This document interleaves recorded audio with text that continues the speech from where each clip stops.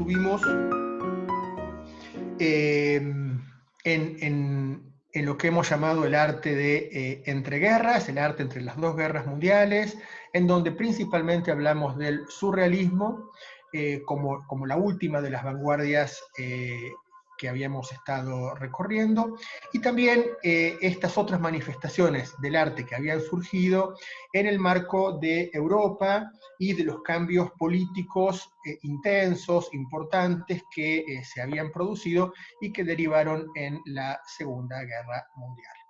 Nosotros en la clase de hoy estamos en la posguerra, ya la guerra pasó, y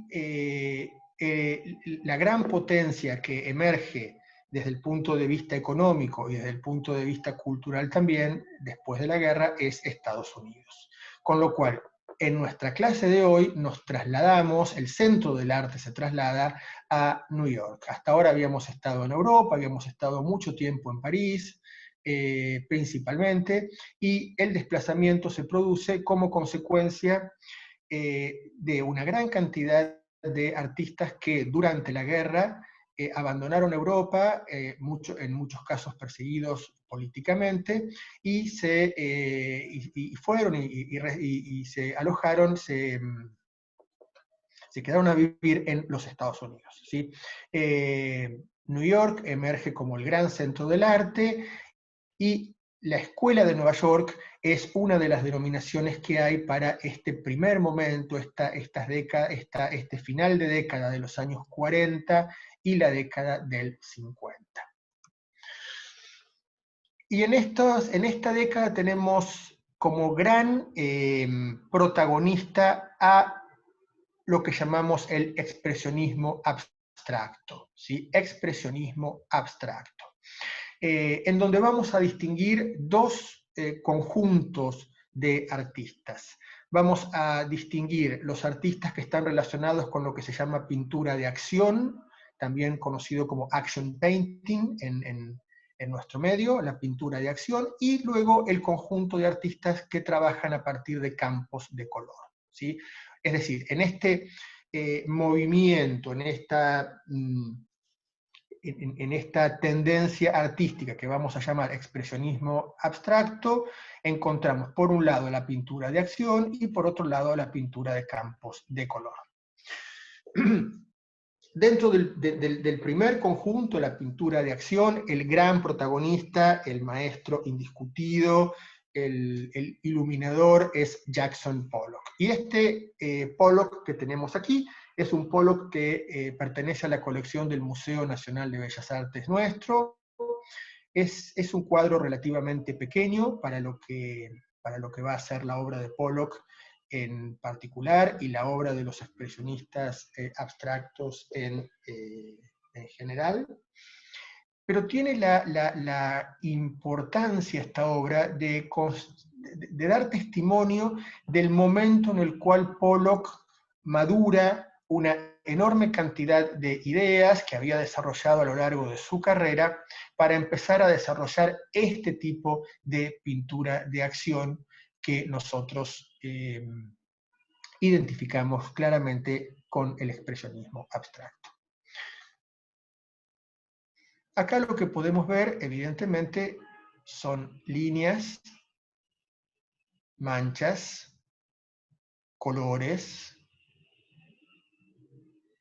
raramente alguna figura, aunque a veces aparece alguna figura deliberada o alguna mancha que nos remita a alguna figura.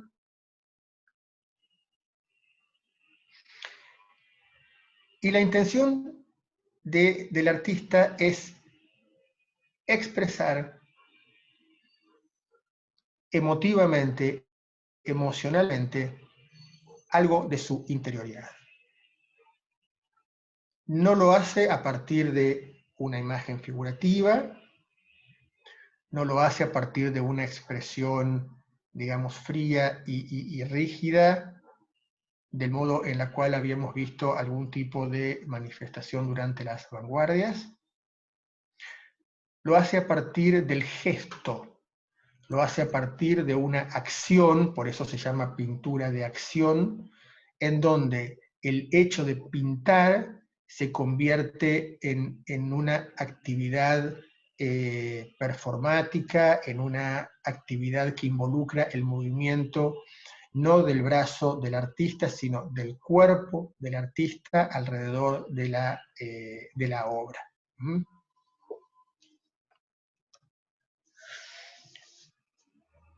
Características de este movimiento son, en principio, que se trata de pinturas a gran escala, ¿sí? Pinturas grandes, pintan grandes tamaños de obras en general. Y Pollock hace un enorme desplazamiento que es sacar a la pintura del caballete y colocar la tela en el piso. Y entonces este sistema de chorreados, de manchas que se va a producir, lo va realizando en un recorrido integral por los 4 lados de la tela. Evidentemente hay un cambio de postura del artista, un cambio espacial en relación a la pintura. Piensen cómo hasta ahora toda la historia del arte que nosotros estuvimos recorriendo, en lo que tiene que ver con la pintura, es una relación del artista con un soporte que en general está en un caballete o en un plano inclinado o a lo sumo arriba de una mesa, y del que lo distancia el tamaño de su brazo, ¿sí? La separación es la separación del brazo del artista. ¿Mm? Esto es un cambio radical que se produce en este momento cuando la distancia del artista con el soporte pasa a ser otra, el punto de equilibrio del artista pasa a ser otro, en esta especie de danza que el artista realiza, en esta especie de coreografía, de caminar alrededor de la tela y de ir interactuando con los distintos elementos con los que está realizando la pintura, arman una situación completamente diferente.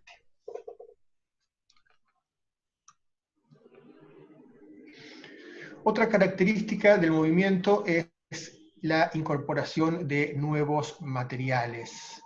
Materiales que provienen, por supuesto, del mundo industrial, del mundo de las nuevas tecnologías. Imagínense las nuevas tecnologías que tuvieron, además, un enorme desarrollo a partir de la Segunda Guerra Mundial. Y junto con los nuevos materiales, también estas nuevas técnicas, ¿no? La técnica del chorreado, que se llama también en inglés dripping, y que es una forma en la cual es frecuente referirse a este tipo de pinturas, es completamente novedosa. Lo mismo esta espontaneidad de las manchas, y aquí lo que podemos pensar es que hay dos grandes herencias recibidas de las vanguardias y que han sido trabajadas en conjunto, aunque en principio hubieran parecido que nunca iban a poder asociarse. Por un lado está la herencia del cubismo en relación con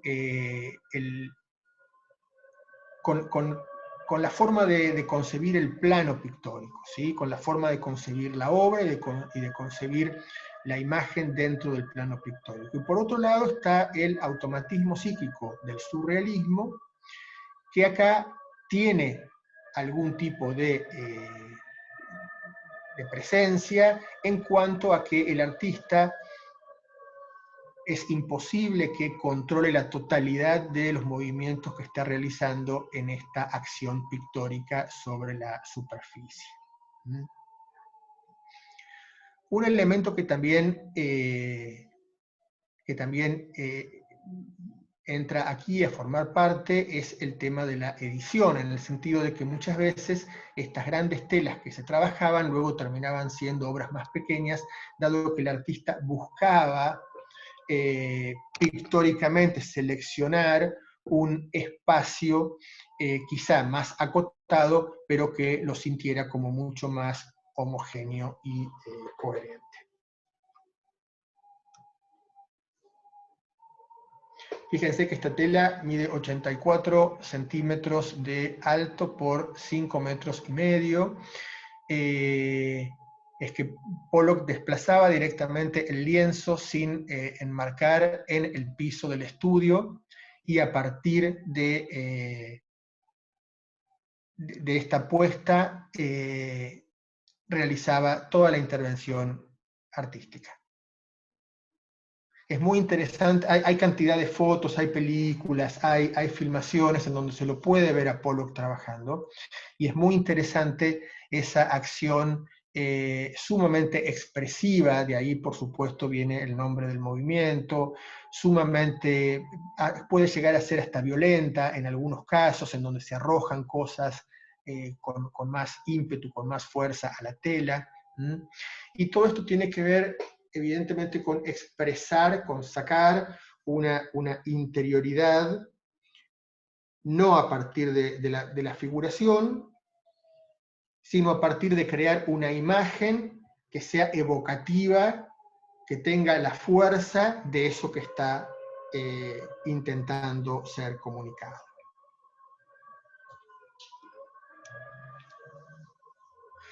Otra característica del expresionismo abstracto es justamente la falta de un punto focal. Si nosotros pensamos la pintura en los términos en los cuales se la ha pensado desde el Renacimiento y luego desde la Academia, y todo el énfasis puesto en la composición, en el abordaje compositivo, vamos a ver que en estas obras deliberadamente no hay un punto focal.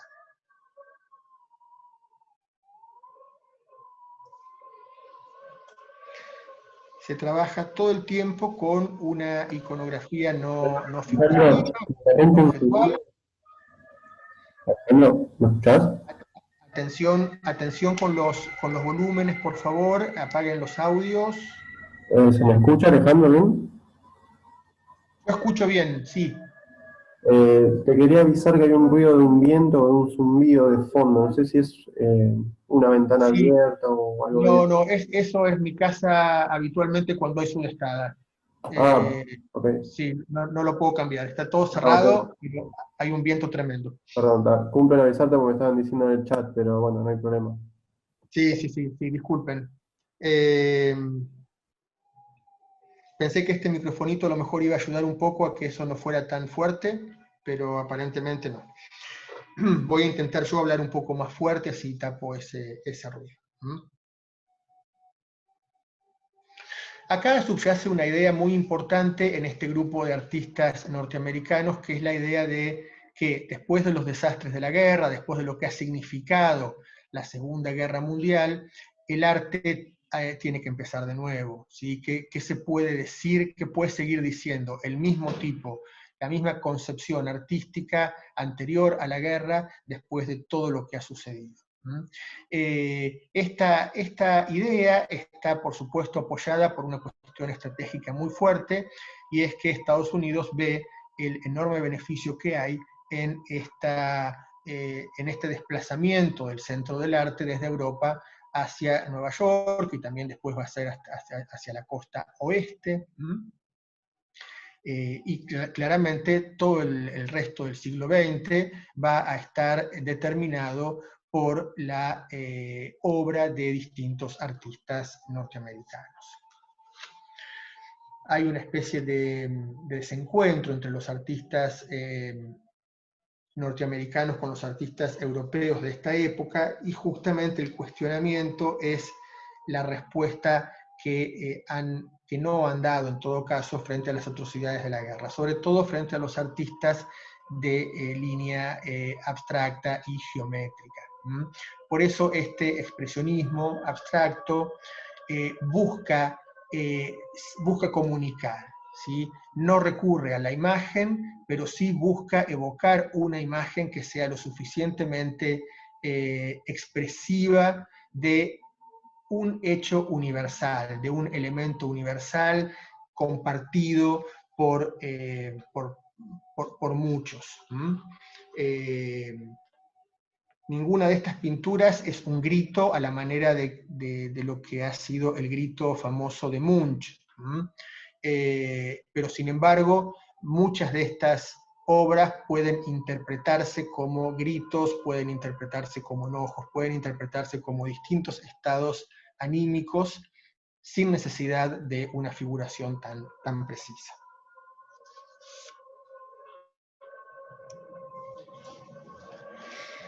Aparte de todo esto, realmente la obra de Pollock es fascinante.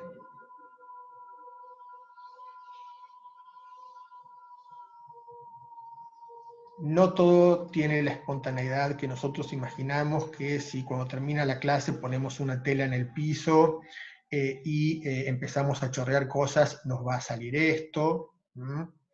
Claramente el artista, o sea, Pollock, cuando llega a esto, es un artista consumado, es un artista formado, llega a esto a partir de fundamentos, no es un capricho que tuvo una mañana y después siguió, con lo cual, acá no hay improvisación, acá hay mucho contenido, hay una búsqueda deliberada. Por supuesto que hay un factor azaroso que está abierto, que es este factor azaroso que ya había legitimado el surrealismo, pero en un contexto de una intencionalidad muy clara, de unos principios muy concretos. Esta es una obra de su última época.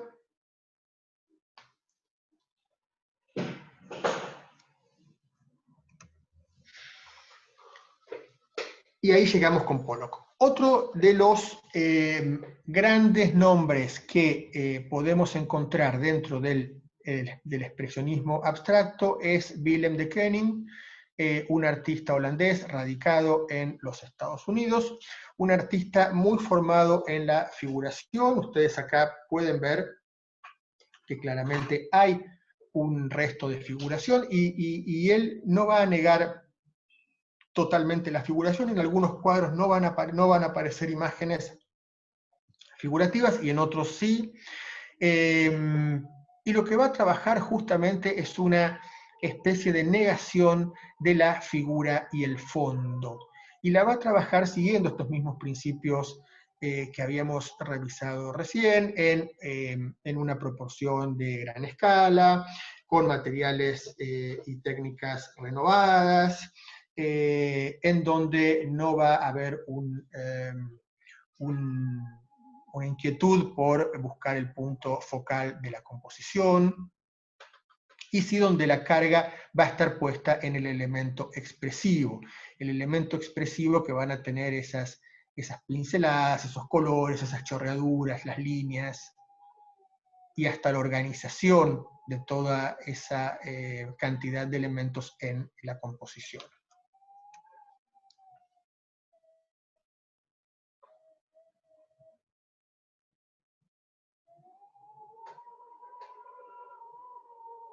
Uno puede buscar algún tipo de figuración escondida, velada, pero realmente no es lo más interesante, sino más bien el impacto que la imagen produce cuando la vemos, ¿sí? Ese impacto, esa fuerza que tiene el conjunto, y no necesariamente pequeñas individualidades o fragmentos que podamos aislar de la imagen.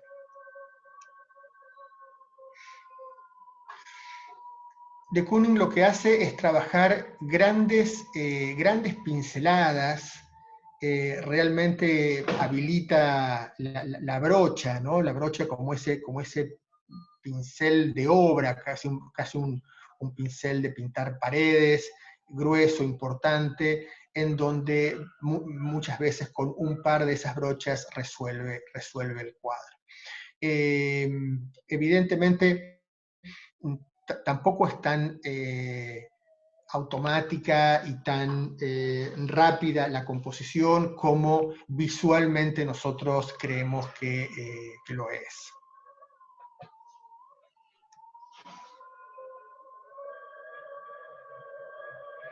En la pintura de de Kooning también aparece mucha carga matérica.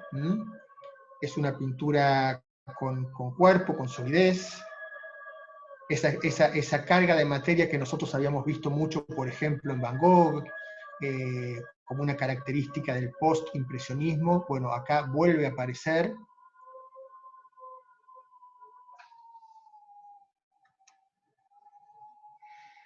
Y este es un de Kooning que está en la colección Clem. Muchas de las obras que traje hoy pude encontrarlas también en la Fundación Clem, que es una fundación con una colección sumamente interesante, realmente vale mucho, mucho la pena conocerla cuando podamos volver a circular.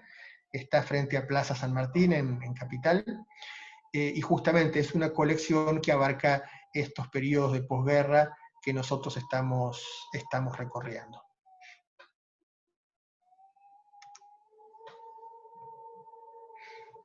Otro artista dentro del movimiento va a ser Robert Motherwell.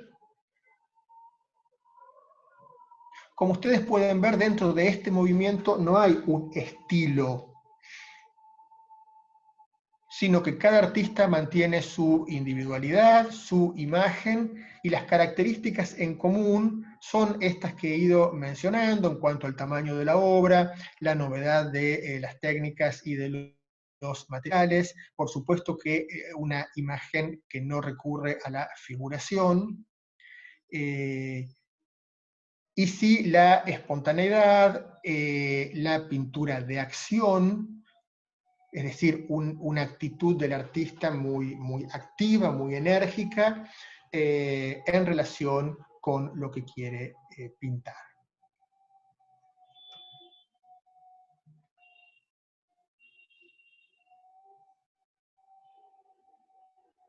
Nosotros posiblemente estamos acostumbrados ya a ver este tipo de imágenes, a escuchar a mucha gente cuando las ve decir, pero esto lo hace cualquiera. Imagínense lo que han sido estas imágenes en su época, claramente imágenes muy disruptivas, muy difíciles de poder leer y de poder aceptar, en muchos casos. Sabemos que esto no es algo que haga cualquiera, que se requiere para lo que aparentemente es este nivel de rapidez y de improvisación, un manejo muy grande de las técnicas pictóricas y también un conocimiento importante de cómo reaccionan los materiales de acuerdo a las distintas formas de utilización.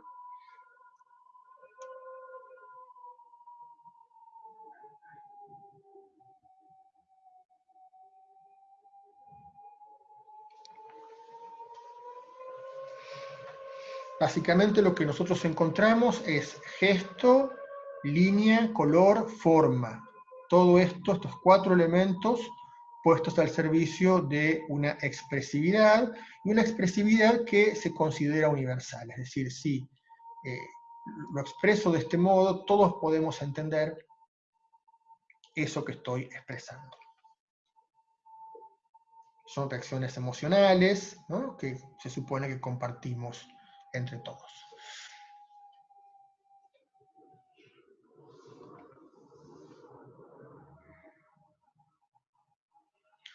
Lo gestual aparece en lo que podríamos denominar estas desprolijidades, esta falta de un acabado de tipo preciso, en la irregularidad de las líneas, en la irregularidad de los contornos, en el exceso de material o en la escasez de material. Son todas situaciones en donde el gesto se va corporizando, se va notando en la tela.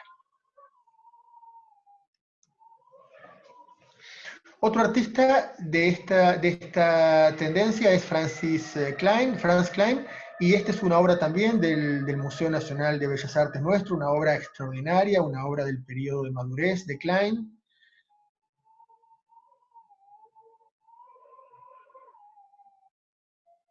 También evidentemente acá está el existencialismo sartriano, que era la filosofía de posguerra, que iba a tener más difusión, más éxito, este cuestionamiento sobre la vida, esta pregunta sobre sobre la existencia, resuelto a través de estas imágenes completamente abstractas, pero llenas de energía. La obra de Klein se caracteriza por justamente este aspecto de mucha rapidez, de mucha instantaneidad y espontaneidad, cuando en realidad Klein era un pintor que trabajaba muy minuciosamente, muy despacio, con bocetos previos, con lo cual es interesante incorporar frente a estas imágenes esta idea de que el artista elaboraba mucho esto que estamos viendo, y también la forma de que esto se viera lo expresivo que buscaba hacer.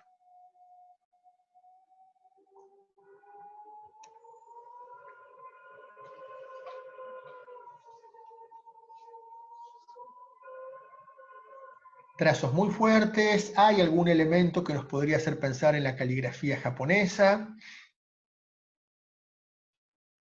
en cuanto a esos movimientos gestuales y también este uso del negro, ¿sí? Klein va a trabajar prácticamente toda su obra en este contraste de blanco para el fondo y negro para la figura.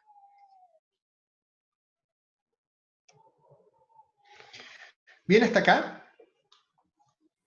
¿Tenemos alguna pregunta, Mabel? Sí, hay algunas preguntas. Bueno, vamos. Bueno, qué lindo dice ser pionero de un estilo más allá de que haya influencia de otros. Es un comentario. A ver, sí, la influencia de otros va a estar siempre. La invención desde cero no existe. Uno siempre inventa y crea a partir de cosas que ha visto y la reacción que tiene intelectual y sensitiva frente a esas cosas que uno ve, ¿sí? Se supone que la creación desde la nada solamente es para la esfera de la divinidad, ¿sí? Que crea desde la nada, que la creación humana es siempre a partir de algo, con lo cual la influencia de algo siempre va a estar, a veces va a ser más fácil verla que otras veces, pero eso no le quita mérito a la creación, sino justamente distingue la creación, el acto de crear entre los hombres. Estos artistas buscaban crear algo nuevo, claramente, eran artistas muy formados, estaban muy acompañados por los críticos de arte del momento, y yo diría que por todo un entorno que vio la oportunidad de generar un nuevo centro del arte y no la perdió. Hizo todo lo que había que hacer para conseguir, retener, constituirse ese centro del arte, liberando ideas, dialogando enormemente con la historia del arte, aunque a nosotros estas imágenes tan nuevas y disruptivas nos puedan parecer que no dialogan con la historia del arte, sí lo hacen. Pensemos en el arte de las cavernas, por ejemplo, y en los momentos en donde la historia del arte ha sido más expresiva y gestual. Pero claro, lo hacen desde un contexto completamente distinto, que es el contexto del siglo XX, un contexto de posguerra, de mucha crisis existencial, en una mega sociedad de consumo, y el enorme crecimiento de los medios masivos de comunicación. Acá hay una pregunta que dicen si Pollock era estadounidense. Hasta donde yo tengo entendido, sí, Pollock era estadounidense. Muchos de los artistas que integraban este grupo y muchos de los maestros de esos artistas eran europeos que estaban residiendo en los Estados Unidos. Perfecto. ¿Puede ser que estas telas que trabajó Pollock directamente sobre telas sin un fondo previo, o era tela virgen y sobre eso era el salpicado? En algunos casos puede pensarse que hay una imprimación de la tela, es decir, un trabajo previo de fondo, pero en otros no, en otros trabaja directamente sobre la tela. Y preguntan si en el caso de Kenning estaba sobre diario. A ver, ellos trabajan nuevos materiales, con lo cual en algún caso pueden poner diarios o trabajar sobre diarios. No es la característica que va a pertenecer a uno en particular, ¿sí? No es que Kenning trabaja sobre diarios, sí puede recurrir en alguna obra a diarios, ¿m? Y que eso aparezca en el fondo como parte de la imagen que quiere lograr. Porque pregunta, ¿la técnica del chorreado como en el expresionismo se puede interpretar como una explosión de emociones y también como un espacio lúdico de los artistas? Sí, exactamente, sí. A ver, lo que se interpreta es que estas emociones son universales. Entonces, la forma en la que lo hace un artista es perfectamente comprensible por otras personas que no han visto tanto ese proceso, pero ven esa imagen acabada. Hay algo de juego, yo creo que hay bastante menos de juego de lo que nosotros imaginamos, y hay mucho de inquietud, de angustia, de realmente querer cambiar la pintura, querer cambiar el lenguaje. ¿Mm? Hay mucha conciencia, por otro lado, de que estamos hablando de pintura, no estamos hablando de ilusionismo. ¿Mm? Estamos hablando de una tela que tiene dos dimensiones y la pintura se va a desplazar en esas dos dimensiones. No estoy buscando crear una ilusión de algún otro tipo. ¿Mm? Entonces, en ese sentido, es una reflexión y un cambio permanente sobre el hecho pictórico. Acá hay una pregunta que dice, ¿cuáles son los elementos materiales novedosos que usaban estos artistas? Las distintas pinturas, los acrílicos, las pinturas industriales, es decir, elementos que no pertenecían hasta este momento y que aún hoy no siguen siendo los elementos más usuales en el taller de un artista. ¿Mm?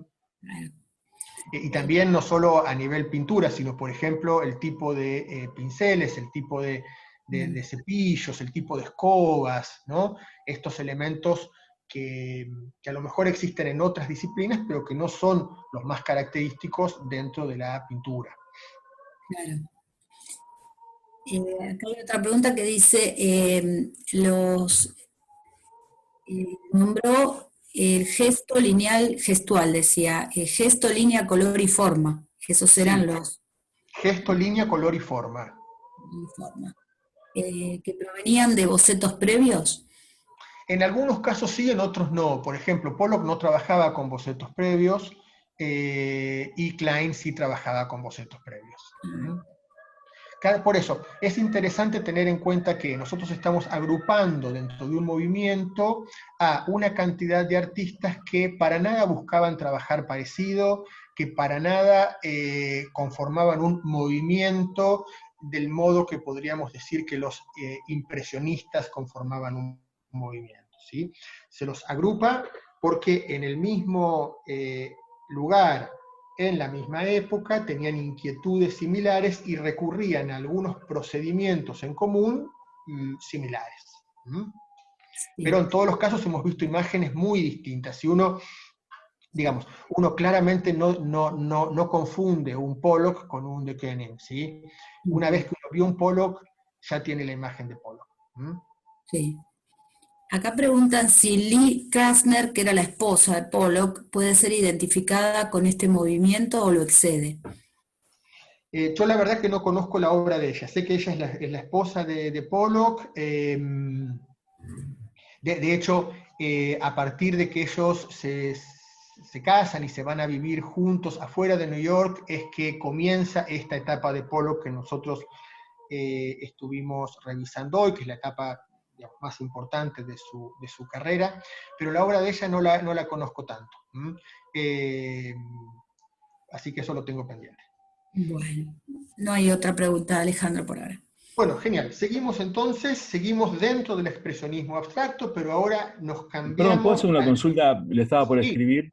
sí, dale, claro, adelante. Sí, me quedó picando cuando en el comienzo de la clase, que Alejandro comentabas, lo de, bueno, este periodo de posguerra, del arte, bueno, el arte y los artistas europeos y los estadounidenses que querían esta supremacía y llevar el arte allá a Estados Unidos. En un momento dijiste que entró en Estados Unidos, se hizo eco y después se llevó a la costa oeste. A mí me llama la atención cuando, ¿quién decide, por ejemplo, trasladar el arte o todo el los centros de arte de atención No, a no, la costa oeste o digo, en no, estos movimientos, no digo solo en Estados Unidos, sino cómo es estos movimientos que, por ejemplo, que hacen estas tendencias? ¿Quién decide esto? Arriba de todos, arriba y arriba y arriba. Perdón, no, ¿no? bueno, justamente, a ver, hay muchos arribas y no hay un arriba, ¿sí? En todo caso, hay un medio que está viendo y tomando una oportunidad. Y estas cosas no son importaciones, sino son productos que nacen localmente. Es decir, lo que nosotros acabamos de ver, Pollock no es un producto importado en Estados Unidos, ¿sí? Pollock es un producto norteamericano. Pero ¿qué pasa? Nosotros tuvimos un periodo entre guerras en donde, hasta que empieza la Segunda Guerra Mundial, en Italia aparece el fascismo y en Alemania aparece el nazismo. Tenemos también el tema de la Guerra Civil Española y el comienzo del franquismo en España, con lo cual tenemos una Europa que se va volviendo hacia los totalitarismos.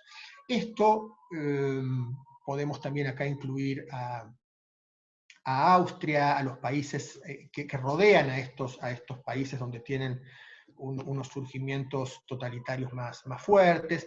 Y para muchos artistas el clima de trabajo deja de ser importante. Tengan en cuenta, por ejemplo, que la Bauhaus es clausurada en 1933. ¿Sí? Es decir, hay un clima que claramente no ayuda a las nuevas tendencias. Acuérdense de la clase pasada, la exposición de arte degenerado de 1937 en Alemania. Entonces, muchos de estos artistas emigran a los Estados Unidos. No hay una persona que está calculando que emigren 1000 artistas y que con esto vamos a generar tal cosa. Simplemente se va desplazando un campo, ¿sí? Un campo que operaba con fuerzas de un lado y del otro en tal lugar, empieza a desplazarse hacia otro lugar en donde encuentra, por supuesto, las fuerzas propias, las características propias, y ahí se arman cosas, surgen cosas. Algo sucedió en Nueva York y no en otra ciudad de los Estados Unidos en este momento, para que tuviera lugar el surgimiento del expresionismo abstracto. ¿Qué podemos entender que sucedió? Sucedió que había un campo artístico, ¿sí? Había escuelas de arte, había academias de arte, había una historia del arte local, había inquietudes, había museos importantísimos. El MoMA se había inaugurado en 1929, el Guggenheim en 1939, pero había museos históricos anteriores de arte, con lo cual es un medio sumamente fértil. Si en ese medio empiezan a congregarse una cantidad de artistas de la vanguardia o relacionados con las vanguardias europeas, evidentemente algo va a pasar. Y acá lo que pasó fue algo muy interesante por la novedad, la ruptura, el paso adelante que da en los planteos que se venían haciendo pictóricamente. En la costa oeste, ¿qué va a pasar? En la costa este hay universidades, los artistas empiezan a ir a las universidades, es decir, empiezan a elevar su nivel de formación, y evidentemente las cosas que van a terminar queriendo producir son otras. Entonces, no es que hay alguien digitando estas situaciones, sino que estas situaciones se van dando y que, por supuesto, políticamente el Estado puede verlas y apoyarlas o ignorarlas. Y en Estados Unidos el Estado las vio y las apoyó. Con lo cual, hay una ayuda, una responsabilidad en cuanto a que el Estado vislumbró el potencial que implicaba esta esta enorme creatividad artística, esta enorme exposición que el arte norteamericano estaba empezando a tener por primera vez. El expresionismo abstracto es el primer movimiento de arte que surge en los Estados Unidos. Entonces, son situaciones que no se arman. Uno en el lenguaje dice, se desplazó el centro del arte, o pasó tal cosa, pero detrás de eso hay una enorme cantidad de acontecimientos, muchas veces fortuitos, muchas veces derivados, pero no hay una digitación. Algo que también ayuda en estos lugares es que hay mucha riqueza y que hay mucha gente comprando arte. El coleccionismo es un gran elemento a la hora de justamente apoyar a los artistas, apoyar la innovación, apoyar la creatividad y que empiecen a suceder cosas nuevas. Entonces, digamos, el poco conservadurismo que seguramente había entre algunas de las grandes fortunas de Nueva York, también está dentro de ese campo de fuerzas que se movió para lograr que esto sucediera, ¿sí?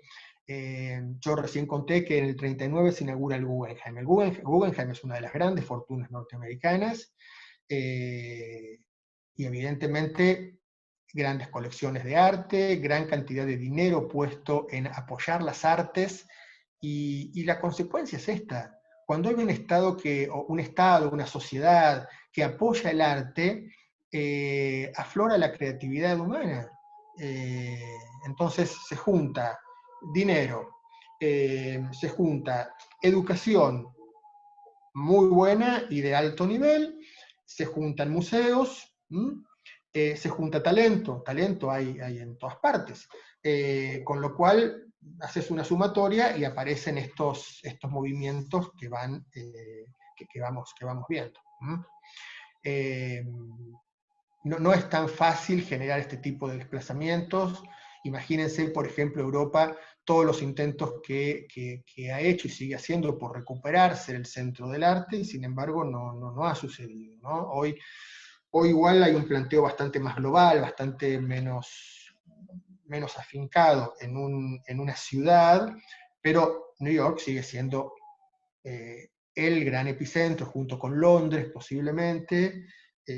Hablo de la prepandemia de todas maneras, ¿no? Vamos a ver cómo se organiza el mapa después de esta situación, que son los principales centros del arte.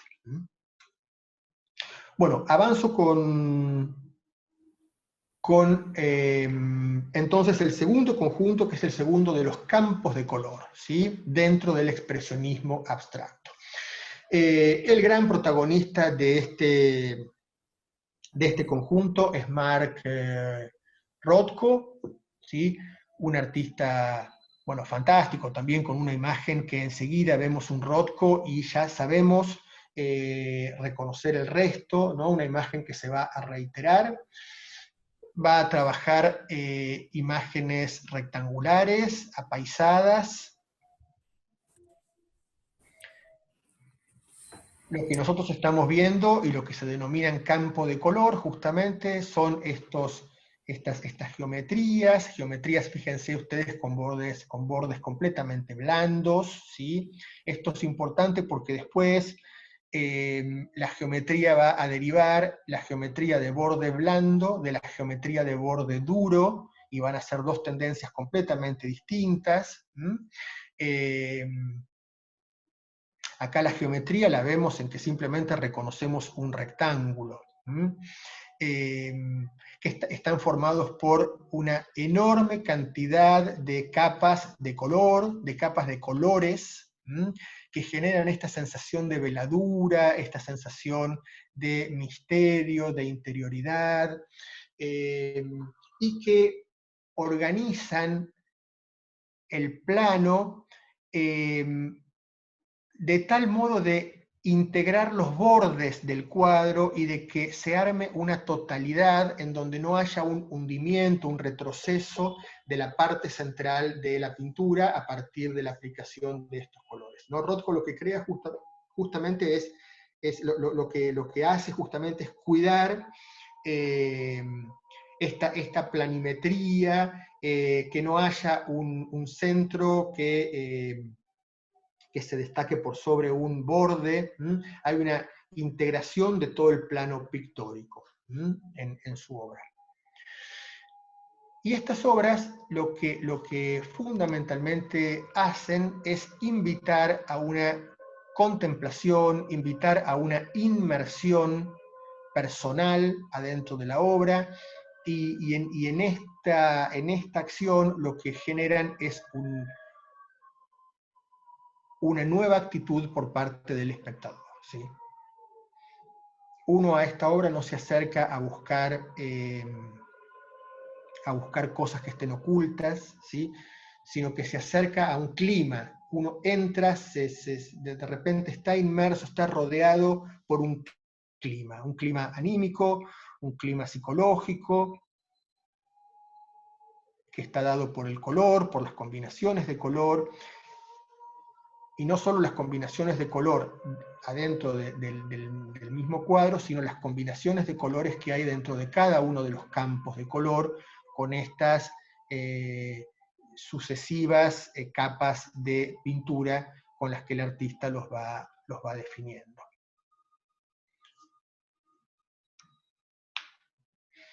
A medida que Rothko avanza hacia el final de su vida, los colores en su obra van siendo cada vez más bajos, más cercanos al negro. Este es el Rothko fantástico que hay en el Museo Nacional de Bellas Artes nuestro.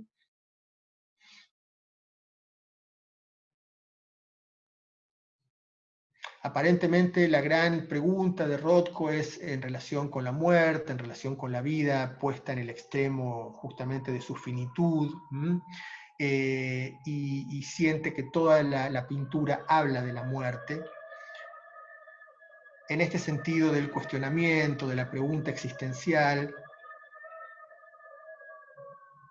y ahí es que estos cuadros desarrollan esa dimensión espiritual, que no tiene que ver con ninguna religión, sino que tiene que ver con esta dimensión contemplativa del hombre, que muchos asocian con esta vertiente que nosotros vimos durante el romanticismo, relacionado con lo sublime en el arte, ¿sí? Lo sublime como esta sensación superadora, que está por encima del hombre, que el hombre queda extasiado, queda de alguna manera boquiabierto frente a esa situación de la realidad.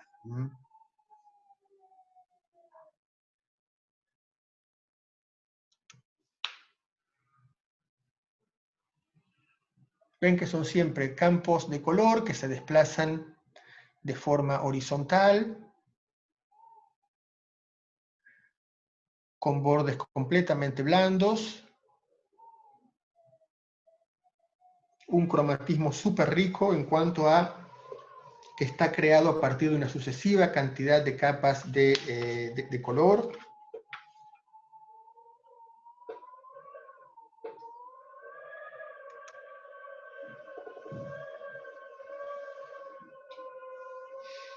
Y ese color, por supuesto, no está vinculado con ninguna con ninguna función, ¿sí? Con ninguna predeterminación, es simplemente color.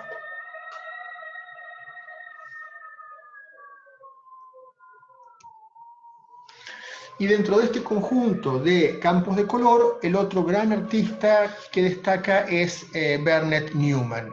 Y del mismo modo que Rothko trabaja el campo de color en horizontal, Newman va a trabajar en vertical. Y va a trabajar principalmente estas líneas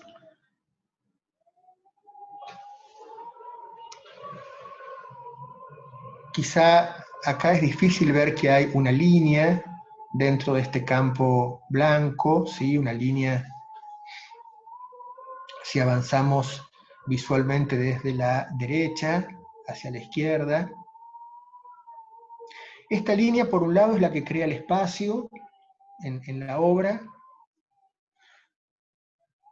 es una línea que va contigua al borde de la pintura, con lo cual todo el tiempo está marcando justamente la finitud de ese plano.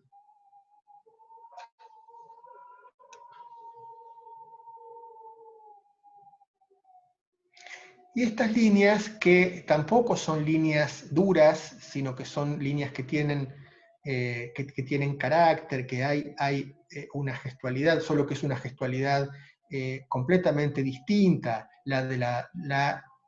esta gestualidad de la pintura de acción, se interpreta también en un plano contemplativo del hombre parado frente a la existencia, ¿sí? Esa vertical es la vertical de cada uno de nosotros parados frente a la existencia.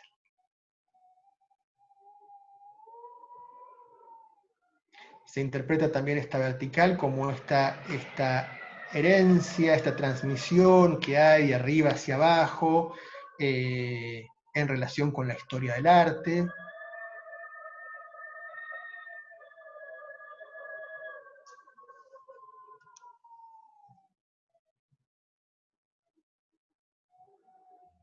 Y en el plano pictórico implica la creación del espacio y por otro lado la conciencia de la finitud de ese espacio dentro de los límites del cuadro.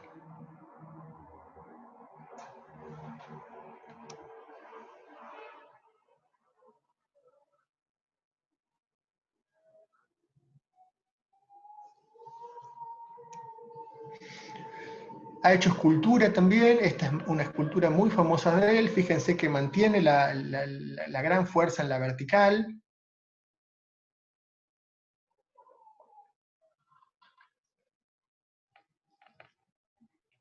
Con este obelisco roto, invertido, que está haciendo un enorme desafío al equilibrio.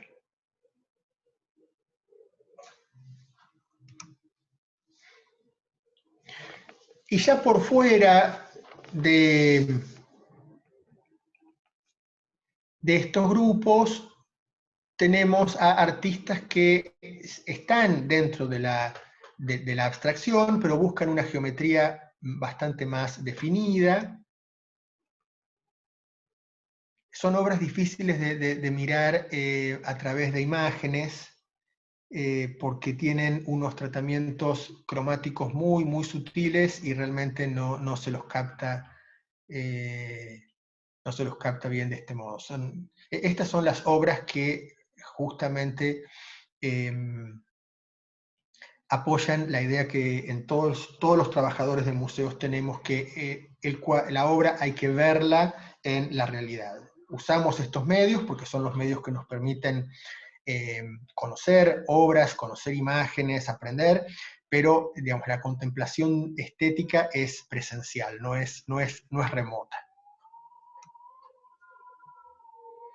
Básicamente estos son planteos que van a ir girando hacia el uso de una geometría más dura.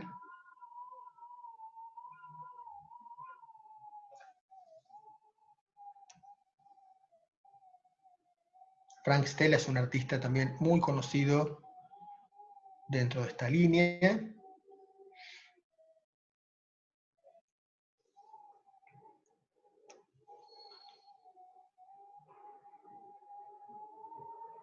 Que ya va a ir abriendo un campo que se va a desarrollar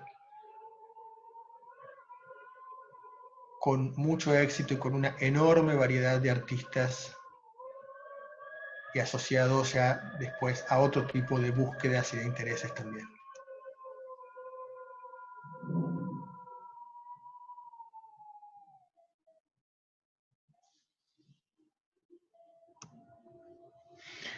Por fuera del expresionismo abstracto, y antes de entrar en nuestro otro gran movimiento del día de hoy, que es el pop, se encuentran artistas de esta escuela de Nueva York que no van a adherir a los postulados de la abstracción geométrica, del expresionismo abstracto, perdónenme, y que sí van a trabajar a partir de algunos elementos que van a tomar de ahí, algunos elementos que van a tomar de las vanguardias. Rauschenberg va a trabajar una imagen en donde va a incorporar elementos de la realidad, una imagen que va a seguir siendo abstracta, pero que va a incorporar a la manera del collage elementos de la realidad, en un cuestionamiento del plano pictórico, en un cuestionamiento de las técnicas, es decir, otro tipo de búsqueda distinta, completamente distinta,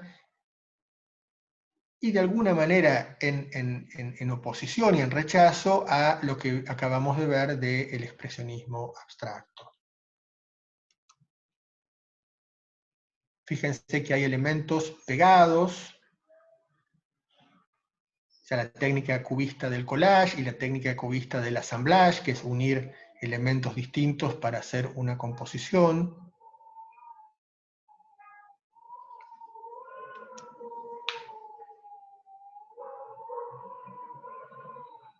Y ya empiezan a aparecer elementos del mundo más cotidiano.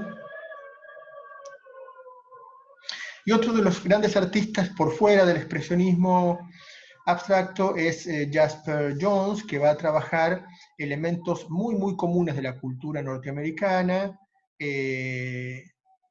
para empezar a hablar la bandera norteamericana y esta fascinación cultural que hay por poner la bandera norteamericana en todas partes y en todos los formatos inimaginables.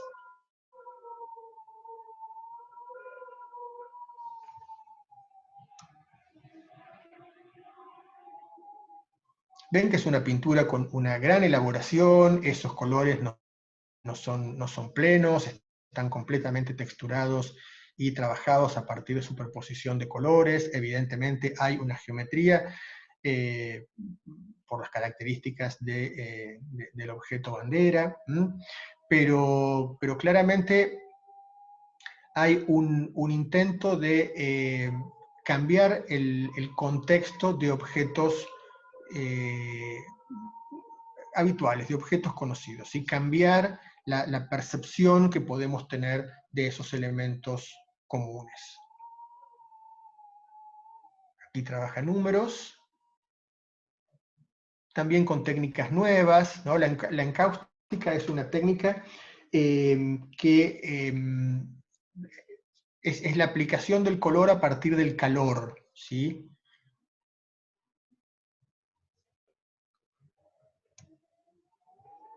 No es una técnica nueva en la pintura, pero sí no es una técnica frecuente y Johns la utiliza muchísimo. Este es el famoso tiro al blanco. Toma elementos de la cultura popular sin ser un artista de lo que vamos a llamar pop.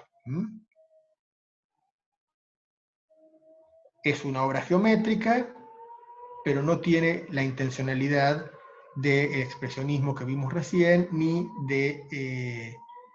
de las obras geométricas que nosotros vimos hasta ahora. Perdón, ¿podría poner la anterior? Ah, bueno. ¿Cuál, esta o esta? ¿Cuál querés? Sí, esta, la anterior al tiro al blanco, gracias. Esta, sí, el número 4. Fíjense que es una pintura abstracta hasta que descubrimos el 4 ahí en el centro. Creo que tiene realizados todos los números en esta serie.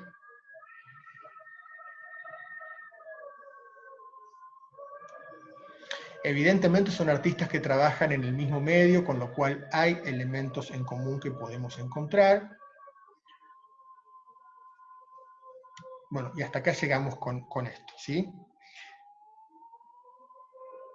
El otro gran movimiento que se produce a partir de la década del 50 y que se produce en Inglaterra primero y que después va a tener su gran despliegue en los Estados Unidos es lo que llamamos el pop art, ¿sí?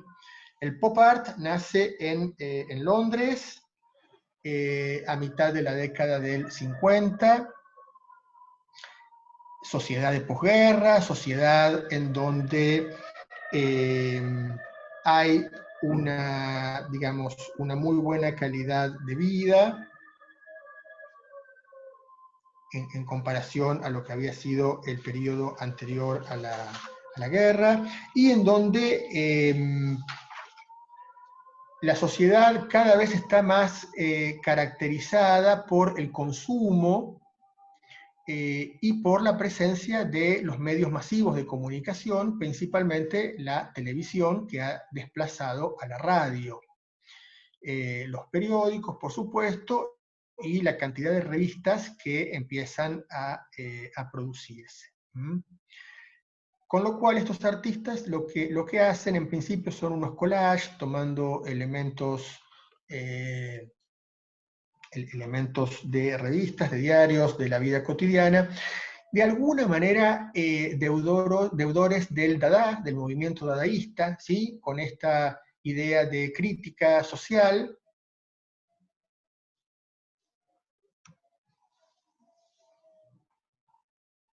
Richard Hamilton es uno de los primeros artistas pop ingleses.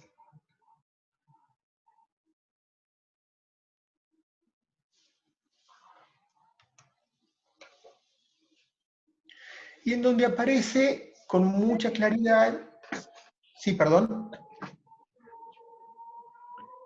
en donde aparece con mucha claridad la presencia de los elementos tecnológicos de la modernidad, ¿sí? De los cambios que hay en las ciudades, del avance de las tecnologías.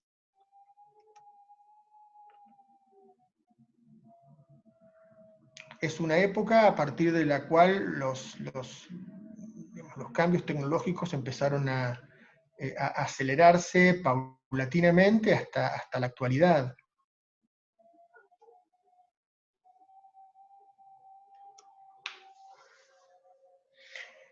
Y es una imagen muy, muy clara, muy directa, muy deudora de la publicidad, de la imagen publicitaria. Justamente una de las búsquedas del pop es renovar el campo de las artes visuales, incluyendo el lenguaje publicitario.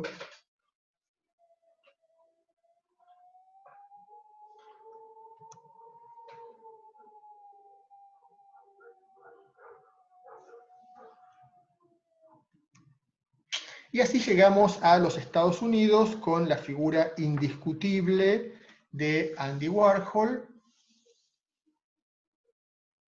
sus famosas latas de sopa Campbell o sus famosas cajas de jabón en polvo Brillo, que son elementos de consumo masivo, son elementos que vas al supermercado y compras sopa Campbell o jabón para lavar Brillo, y que los resignifica justamente llevándolos a la pintura.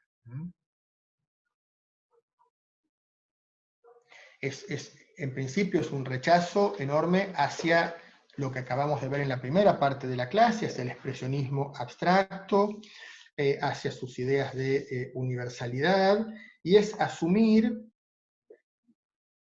en general críticamente las características de esta sociedad de consumo, de esta sociedad que va a estar marcada por el deseo de dinero, por el deseo de éxito, por el deseo de fama.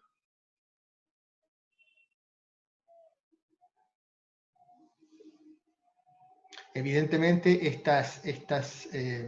estos cuadros hablan de este consumo masivo, este consumo desesperado al infinito. La fama a través de las grandes figuras de Hollywood del momento, la conocidísima Marilyn, conocidísima no solo ella como actriz, sino conocidísimas todas las obras de Warhol que la tienen de protagonista.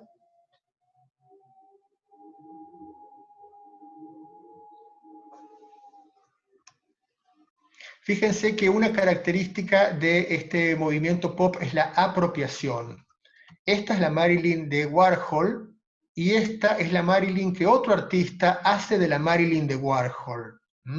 Y esto que nosotros hoy podríamos decir, pero es un plagio. No, no es un plagio, porque es explícito. No lo hace a escondidas, no dice que es su Marilyn.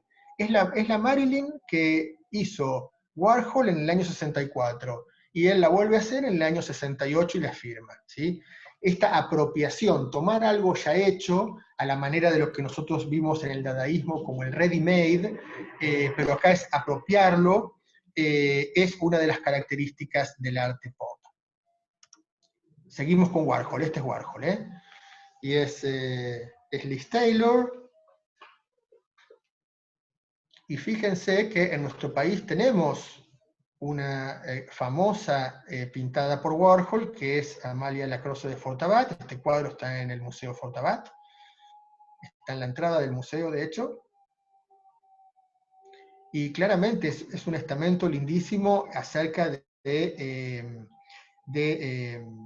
la significación social del arte, las modas dentro del arte, querer estar en el último grito del arte. Hay una enorme cantidad de análisis que uno puede hacer a partir de estas obras. En lo político, también famoso el abordaje que Warhol hace de Mao, ¿sí? Son las corrientes políticas antagónicas, el comunismo de Mao en China con el consumismo norteamericano de la década del 60 y del 70. Hace poco circulaba la cara de Putin en las redes, maquillado muy a la manera de Warhol. O sea, fíjense ustedes la vigencia que tienen este tipo de imágenes todavía en nuestro medio.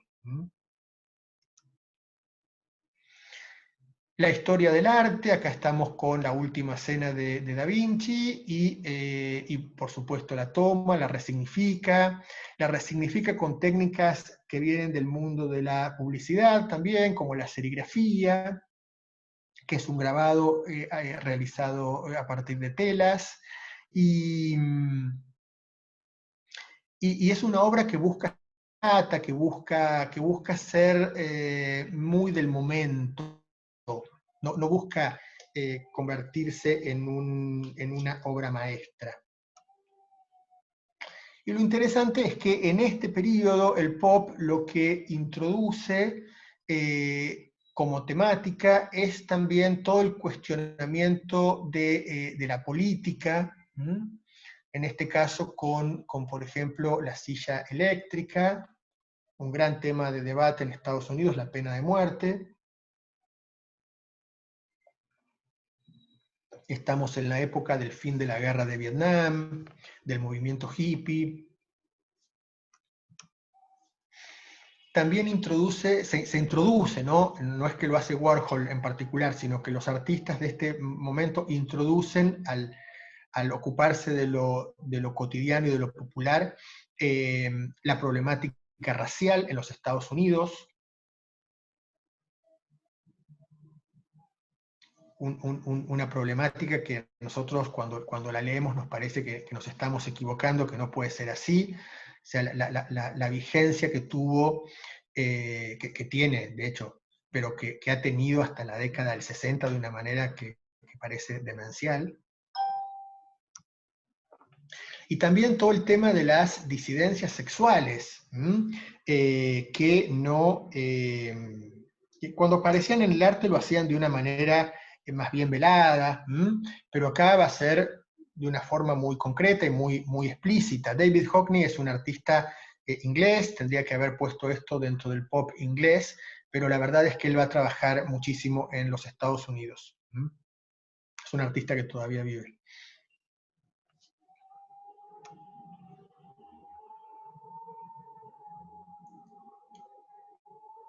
Y aquí caracterizando a este tipo de coleccionista, un coleccionista súper rico, súper audaz, muy profesional en cuanto al hecho de coleccionar, por lo general, muy asociado con museos a los cuales van a legarle al momento de su muerte su colección. Una construcción muy interesante detrás de del surgimiento de estos movimientos, del éxito y de la expansión que tienen estos movimientos para poder analizar. Rosenquist, que va a tomar directamente imágenes que va a encontrar por ahí y las va a fragmentar en sus composiciones. Este es un boceto, es un estudio. Esta es la obra terminada.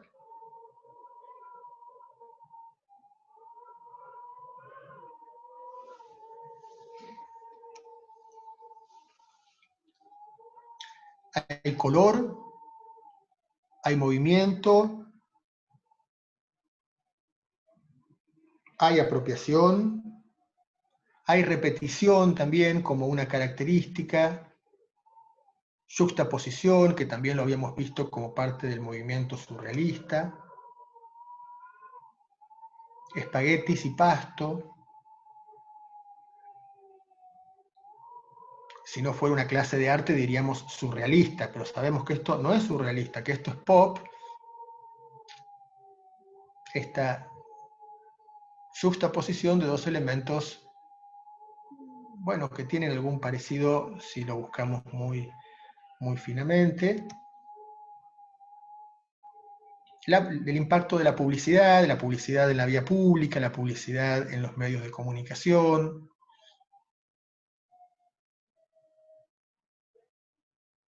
El problema y el cuestionamiento de del sueño americano, ¿no? Como esta forma de vida súper despreocupada, súper consumista, completamente basada en el consumo.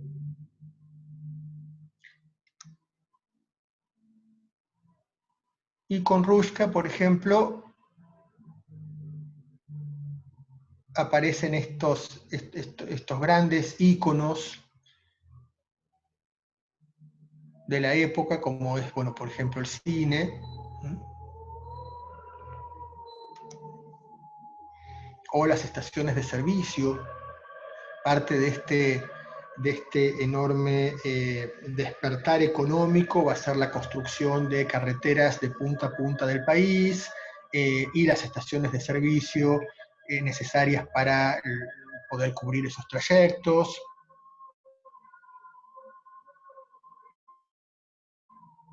Emblemas, por otro lado, de la contemporaneidad, de la modernidad.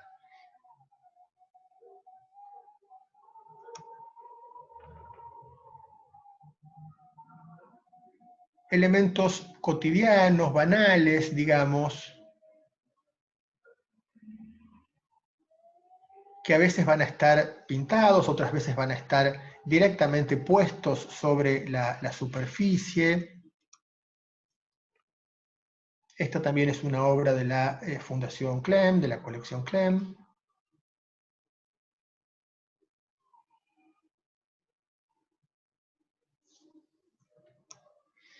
La extraordinaria obra de Lichtenstein, que va a nutrirse del cómic, es decir, de estas revistas de historietas, llevándolas en estas obras aumentadas, ¿no?, al campo de las artes.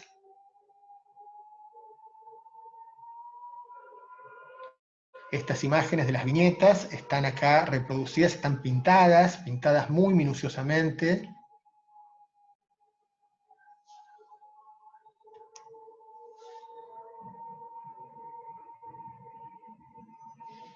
Y muchas de ellas, por ejemplo, dan cuenta de características dominantes en la sociedad. El tema de la violencia es uno de ellos.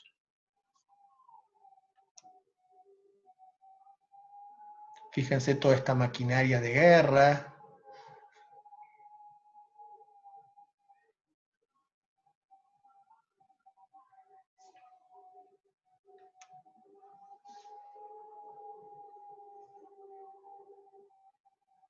Obras que son muy directas por un lado y llenas de contenido por otro en este recorte que hace del objeto, del tema de la obra.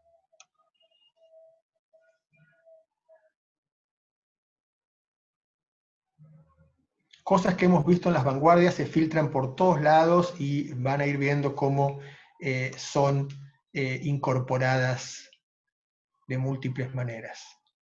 Este interior con una pared espejada, que da cuenta justamente de las revistas de decoración, del consumo para la decoración de interiores, de toda esta expresión de la calidad de vida a través del consumo, inclusive de obras de arte. Y muy interesante, Oldenburg va a trabajar en escultura, va a trabajar objetos también cotidianos, en esculturas blandas, es decir, va a trabajar materiales que va a rellenar con texturas para que tengan cuerpo, pero van a ser elementos blandos. Acá tenemos un carguero y un velero, que fíjense que se exhiben colgados de una cuerda, como si se tratara de ropa que está tendida para secarse.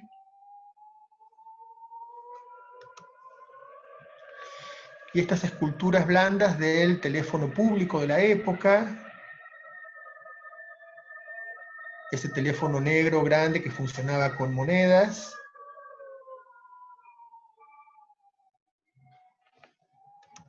Y también este ventilador blando.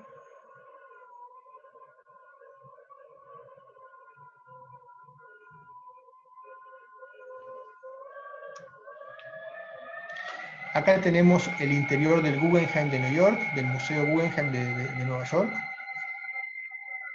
Y tenemos una obra de Oldenburg y de su esposa, que van a trabajar estos objetos de grandes dimensiones, en este caso reconvertido, un cortaplumas reconvertido. Una Victorinox. Una Victorinox. Exactamente. No necesita tener la marca porque se reconoce automáticamente, convertida en un barco. Es interesante la foto dentro del museo para ver la escala de la obra.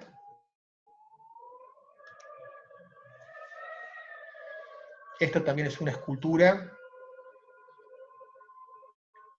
de una escoba barriendo unos papeles y llevándolos arriba de la pala.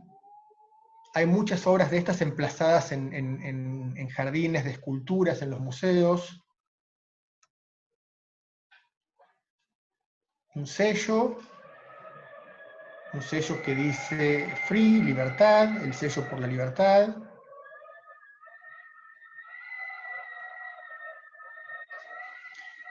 Y por supuesto las muy famosísimas esculturas de Robert Indiana,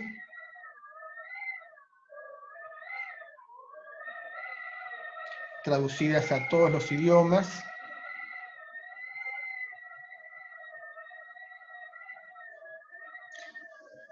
Y con esto llegamos a nuestro final de recorrido.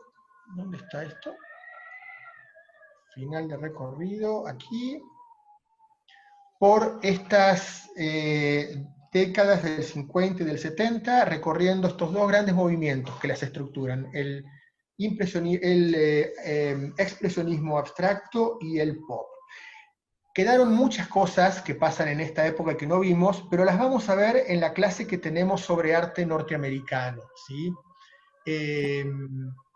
Con lo cual, nuestra próxima clase es sobre diseño industrial, y en la siguiente clase, cuando trabajemos el arte en los Estados Unidos, vamos a trabajar algunos de los movimientos muy importantes, por la vigencia que siguen teniendo, que no podían entrar hoy para que sea una clase más o menos coherente.